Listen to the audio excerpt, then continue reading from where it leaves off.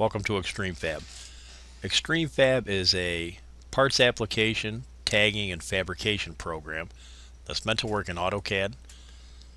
These are standard AutoCAD elevations drawn with polylines. No 3D involved.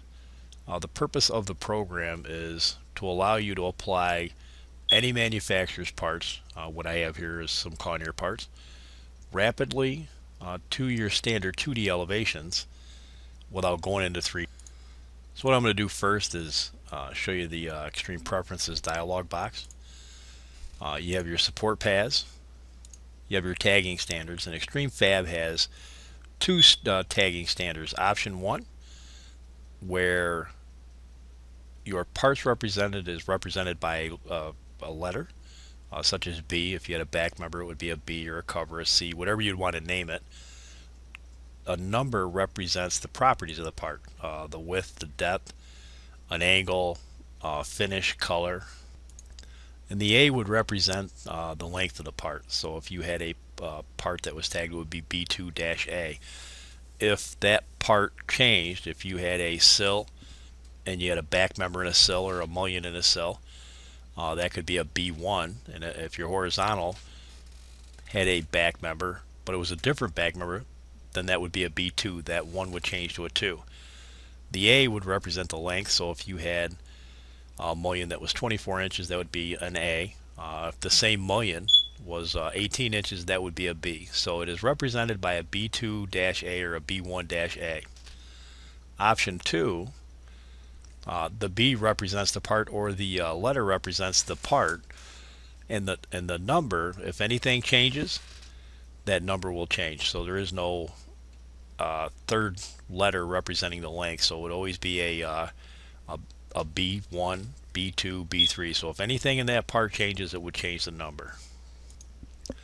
This allows us to set a standard tagging method so that, if we had a lot of parts that were the same, they would be numbered, lettered the same. Okay. Then we go to tagging symbols. This is where you could actually set your tagging symbols that are going to show up in the EFAB dialog box. And this is where you actually can get your parts together. If you call a vertical, you would call it a V. A sill would be an S, a jam a J, an H for a head. And here you can just type in what your tag description is and your tag label. Okay, and then you go tag borders. When it tags your assembly tag, if you want an ellipse around it or whatever, you would set that here. Okay, here you can set different machinings. Here you would set your color and your finishes. Here you would set your part descriptions, what you call things like a cover, a pressure plate, back member, or a mullion, whatever you call these. Okay, and then text, whatever layer and text style you want to set these at. And this is the Extreme Tag Preferences. This is where you'd set all your presettings. So once you set your presettings, you don't have to set them again. And at this point, we'll begin to apply data. Now we made this, we wanted to make this as simple and as fast as we possibly could. So what I'm going to do is I'm going to go to Extreme Data. And the first thing that's going to pop out is going to say project data must be filled out when starting a new drawing. And we have 3 levels of tagging. One is project level tagging. And if I put in here just school, this would be the name of my project and my project number. I could put a start date. I could put a fabrication date and a delivery date. And this is what we call a project level tag. And that project level tag will apply to every elevation in the drawing. Once we fill that out, our parts application routine will pop up. The dialog for that will pop up. You only have to fill that out once when you first start a drawing. It will automatically ask you for your project level names. Now here in the parts application dialog, what we have here is we have assembly type. If you have a sill, and these I preset, if you remember the sill, the jam, or a head. An assembly tag. So if I was to select a sill, it would automatically fill in my assembly tag because I preset it. An assembly name. So as you build this assembly, if you had an assembly name for this, you could actually put, I'll just call it sill A. So you can actually create an assembly and save these assemblies. And what I'm going to do is just add parts. We made it very fast to add parts, so I'm going to click down here the add part button. And here I could actually type in a part name. And I'm just going to do an arbitrary part number, such as KW-001. This it's actually pulling from my preferences that I set up. This is a back member. Say it's a Kynar finish, bronze. If I wanted to apply a machining, I could, and I'll label this B for a part tag of B. Okay, and this part tag is what's going to show up in your tagging here. I'm going to add another part to my assembly. We'll say a KW-002, and we'll call this a pressure plate. Mill finish, bronze or aluminum. Part tag, we'll just say PP. If I had a deduction on this pressure plate, at this point I would just say minus 1/8 or whatever that deduction is, and it'll actually make that deduction. And I'll add another part. We'll just say a KW-003. We'll make that a cover, and I'll deduct off of that 1/16. And we'll make it a Kynar bronze, and we'll call that a C.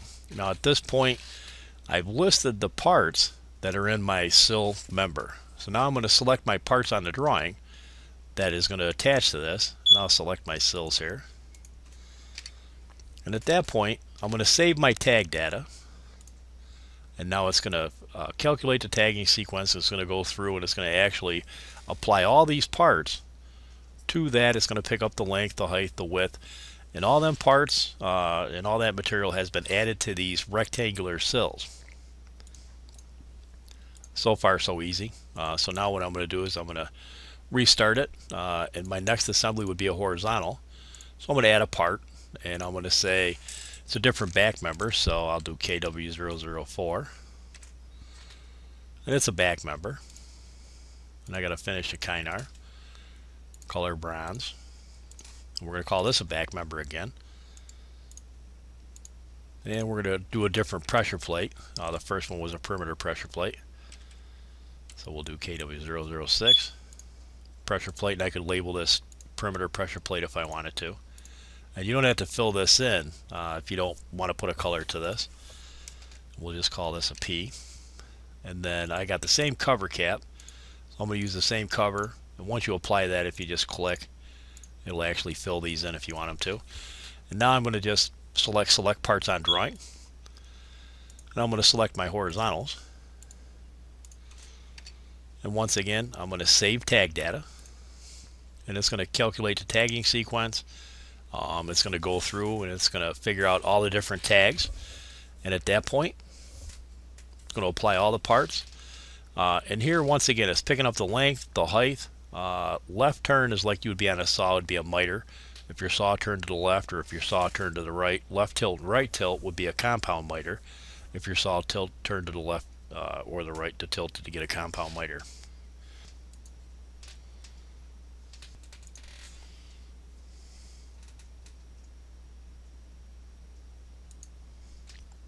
Now that I've applied the tag data to my horizontals and all my parts, I'm going to apply it to my head. Same thing, I'm going to pick head, add part, and if I had the same part as my sill, I'll say,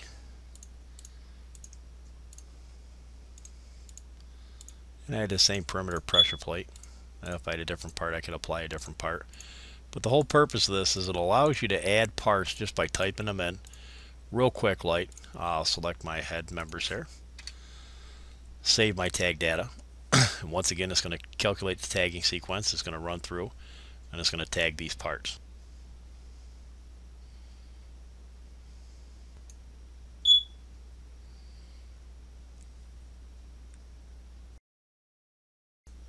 And now it's applied my data to my heads. I'm going to run through and I'm going to do my jams.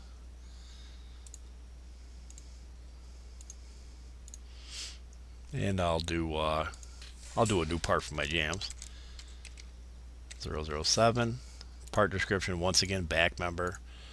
Finish, we'll do Kynar, color bronze. And we'll do a perimeter pressure plate.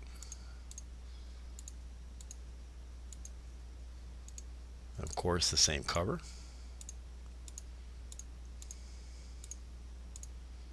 And because it's a jam, I guess we wouldn't deduct from that. And I'm going to select my jams. Now I could do that elevation next to it, but I'm saving that to show you exactly how easy it is to do the second elevation once you get the first one set. Now I'll do my verticals.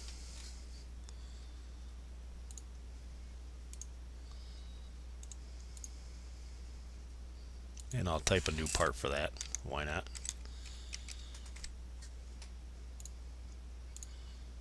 And if I had a split mullion, it'd be the same way. I could actually add a split mullion.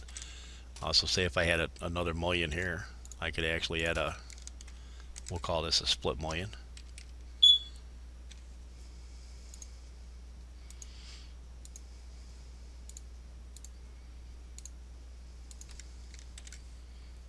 We'll add a standard cover cap, or well, yeah, sorry about that, back member, or a pressure plate I mean. Then we'll do a standard cover cap. So now we've got 4 parts on this one here. I'm going to select all my verticals, save my tag data, and at that point it's going to write all this to them parts. Now keep in mind, as it does this, it's actually going through and tagging these parts. So any parts that are the same, you'll have a B1-A. If you have 63 of the same parts, it would be a B1-A 63 times. And it'll automatically increment. So it searches through the parts and auto increments all these parts. Now that that's done, I've added all my parts to my elevation. And you'll notice on the parts application tool, I have a remark box. If I want to add some remarks to these parts, I can. If I want to store my project data files, this will allow you to store them where you want. And then here, this is a match properties, which I'll be showing you next. Clear all parts is if you had a bunch typed in, you could clear all them. Or if you picked an extra row, add part that you didn't want, you could clear last row of parts. And then clear data will clear the data from the entire drawing. Okay. Now what I'm going to do, because I already have an elevation already with the parts applied, the rest of the elevations I'm just going to match properties. I'm going to select match properties. First I'm going to do a sill. And I'm going to select match properties.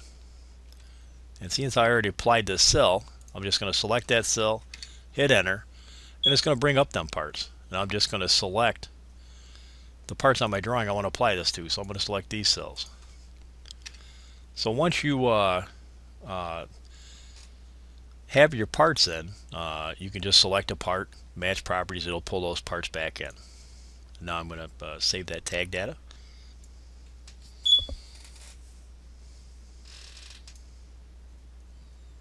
And once this is run through, it'll automatically go off, and then we could continue selecting these, the verticals, the horizontals. It would apply the parts to that.